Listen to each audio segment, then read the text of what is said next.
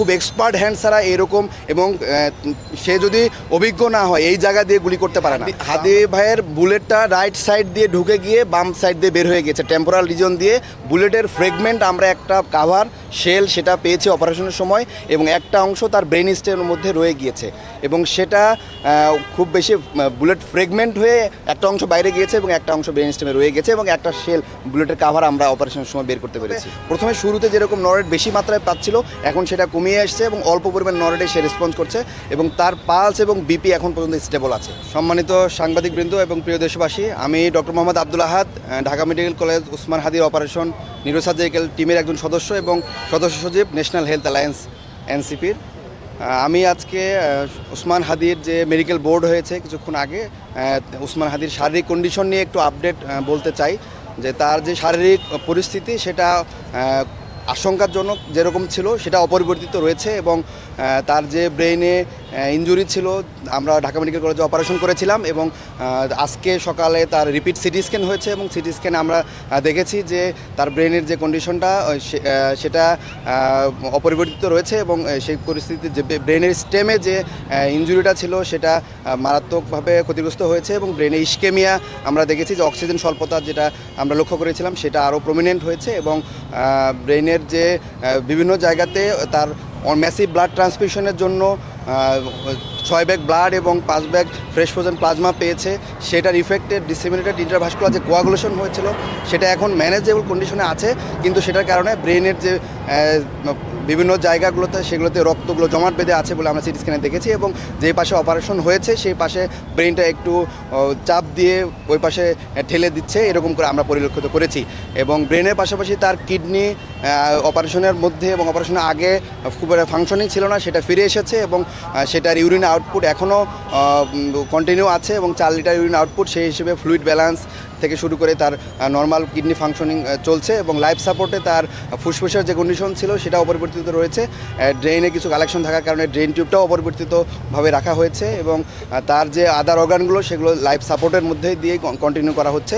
এখন আপনারা দেশবাসী সবাই তার জন্য দোয়া করবেন, এবং আমরা বলতে চাই যে এই যে তাকে হেডশুট করা হলো, এবং সেটা আমরা দেখেছি যে আমি একজন সার্জন হিসেবে বলতে চাই খুব এক্সপার্ট হ্যান্ডে এই হেডশুটটা করা হয়েছে, কারণ তাকে যেই জায়গা দিয়ে ডান পাশ দিয়ে গুলি করা হয়েছে টেম্পোরাল বোন ভেদ করে একদম ব্রেনের যে মেইন অংশ ব্রেন স্টেম যেটাতে হৃদযন্ত্র এবং শ্বাস প্রশ্বাস সেন্টার থাকে, ঠিক সেই সেন্টারের সামনে দিয়ে সার্কেল অফ উইলিস যেখানে সবচেয়ে বেশি রক্তনালীগুলো থাকে ওই রক্তনালীর সামনে দিয়ে একদম A4 ওপর হয়ে গিয়েছে। তার মানে খুব এক্সপার্ট হ্যান্ড ছাড়া এরকম, এবং সে যদি অভিজ্ঞ না হয় এই জায়গা দিয়ে গুলি করতে পারে না। তো আমরা দেখতে চাই দেশের যে আইন শৃঙ্খলা পরিস্থিতি, সেই আইন শৃঙ্খলা পরিস্থিতি এখন পর্যন্ত তাকে গ্রেপ্তার করা সম্ভব হয় নাই, এবং আমরা যারা অ্যাক্টিভিস্ট আছি, আমরা যারা জুলাইয়ের পক্ষের শক্তি আছি, তারা সবাই আমাদের জীবন হুমকির মুখে আছে বলে আমরা মনে করছি, এবং আমরা চিন্তা করছি যে দেশের যেই আইন শৃঙ্খলা পরিস্থিতি, এই পরিস্থিতিতে আসলে সামনের যে নির্বাচন আছে সেটাকে বানচাল করার জন্য বিভিন্ন পক্ষ এখানে জড়িত আছে। আমি দেশের যে স্বরাষ্ট্র উপদেষ্টা সহ যে প্রধান উপদেষ্টা আছে তাদের কাছে আহ্বান জানাচ্ছি যে আপনারা দ্রুততম সময়ের মধ্যে এই আইন শৃঙ্খলা পরিস্থিতি উন্নতি করেন, এবং যে অপরাধী তাদেরকে গ্রেপ্তারের আওতায় আনতে হবে, এবং তাদেরকে বিচার এবং দৃশ্যমান বিচারের আওতায় আনতে হবে বলে আমরা মনে করি। যদি আপনারা সেটা না করতে পারেন তাহলে আমরা যে জুলাই শক্তিগুলো আছে, আমাদের জীবন যে হুমকির মুখে আছে, এবং আমাদেরকে কন্টিনিউয়াস ফোন করে বিভিন্ন ইন্ডিয়া থেকে অপরিচিত নাম্বার থেকে ফোন করে আমাদের নাম্বার পাবলিক করে দেওয়া হচ্ছে, বিভিন্ন গ্রুপে আমাদের নাম্বারকে দিয়ে দেওয়া হচ্ছে, আমাদের পরিবারের আমাদের বাসার লোকেশনগুলো ট্র্যাক করা হচ্ছে, আমাদেরকে হুমকি দেওয়া হচ্ছে। তো এগুলোর আসলে শেষ কোথায়? বাত ব্যথা, প্যারালাইসিস কিংবা আর্থ্রাইটিস, আধুনিক ফিজিওথেরাপি ও পুনর্বাসন চিকিৎসায় নির্ভরযোগ্য নাম DPRC। তাকে এখনও নিবিড়ভাবে পর্যবেক্ষণের মধ্যে আছে, এবং তার পরিবার তাকে উন্নত চিকিৎসার জন্য হয়তোবা বিভিন্ন জায়গায় নেওয়ার জন্য চেষ্টা করছে, তবে সেটা তার পরিবার সিদ্ধান্তটাই চূড়ান্ত বলে আমরা মনে করি। এবং এখানে যে বোর্ড মেডিকেল বোর্ড সিদ্ধান্ত দিয়েছে যে তাদের শারীরিক অবস্থা অপরিবর্তিত রয়েছে, এবং সেটা আশঙ্কাজনক।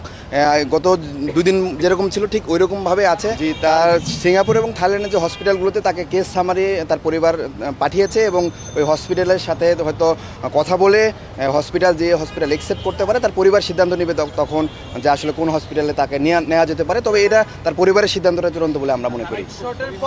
ওই হসপিটালে এখনও ওইভাবে রেসপন্স করে নাই, কেস সামারি অ্যানালাইসিস ওরা হয়তো করছে। তার পরিবার অফিসিয়ালি তাকে বাইরে নেওয়ার ব্যাপারে সিদ্ধান্ত দিবে। আমরা তার পরিবারের কথার জন্য আমরা অপেক্ষা করে থাকবো বলে আমরা মনে করি।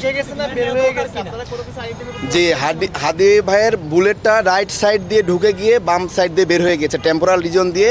বুলেটের ফ্রেগমেন্ট আমরা একটা কাভার শেল সেটা পেয়েছি অপারেশনের সময়, এবং একটা অংশ তার ব্রেন স্টেমের মধ্যে রয়ে গিয়েছে, এবং সেটা খুব বেশি বুলেট ফ্রেগমেন্ট হয়ে একটা অংশ বাইরে গিয়েছে এবং একটা অংশ ব্রেন স্টেমে রয়ে গেছে, এবং একটা শেল বুলেটের কাভার আমরা অপারেশনের সময় বের করতে পেরেছি। তার কনজারভেটিভ ম্যানেজমেন্ট চলছে, তার ব্রেনে যে ইডেমা আছে, চাপ আছে, সেগুলোর জন্য মেডিকেল যে ম্যানেজমেন্ট পসিবল, এটা যে কোনো বিশ্বের সাথে ওয়ার্ল্ড ক্লাস স্ট্যান্ডার্ড তার চিকিৎসাটাই চলছে।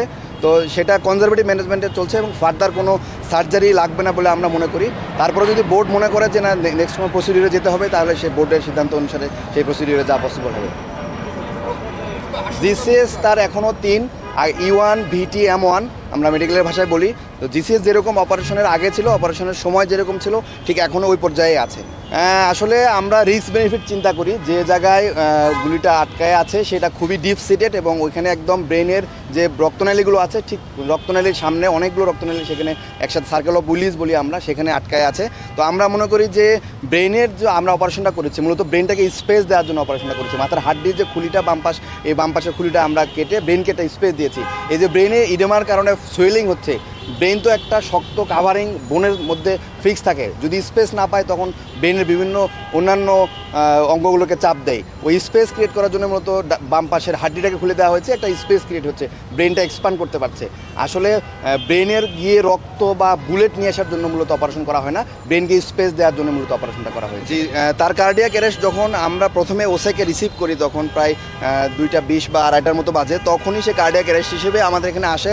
তখন তাকে 5 সাইকেল সিপিআর দেওয়া হয়, এবং সিপিআর দেওয়ার পরে তখন আবার সে কামব্যাক করে, এবং তারপর থেকেই সে নরেড্রেনাল ওষুধের সাপোর্টে সে লাইফ কন্টিনিউ করছে, তার হার্টবিটটা কন্টিনিউ করছে। এখনও নরেড চলছে, তবে প্রথমে শুরুতে যেরকম নরেড বেশি মাত্রায় পাচ্ছিল, এখন সেটা কমিয়ে আসছে, এবং অল্প পরিমাণ নরেডে সে রেসপন্স করছে, এবং তার পালস এবং বিপি এখন পর্যন্ত স্টেবল আছে। তার পরিবার যদি মনে করে এবং বোর্ড যদি চিন্তা করে তার শারীরিক অবস্থা ফিজিবল, দেন তারা হয়তো মুভ করতে পারে। এটা পরিবারের উপরে আমরা সিদ্ধান্তটা দিই, এবং এই সিদ্ধান্তটা তার পরিবারেই জানাবে বলে আমরা মনে করি।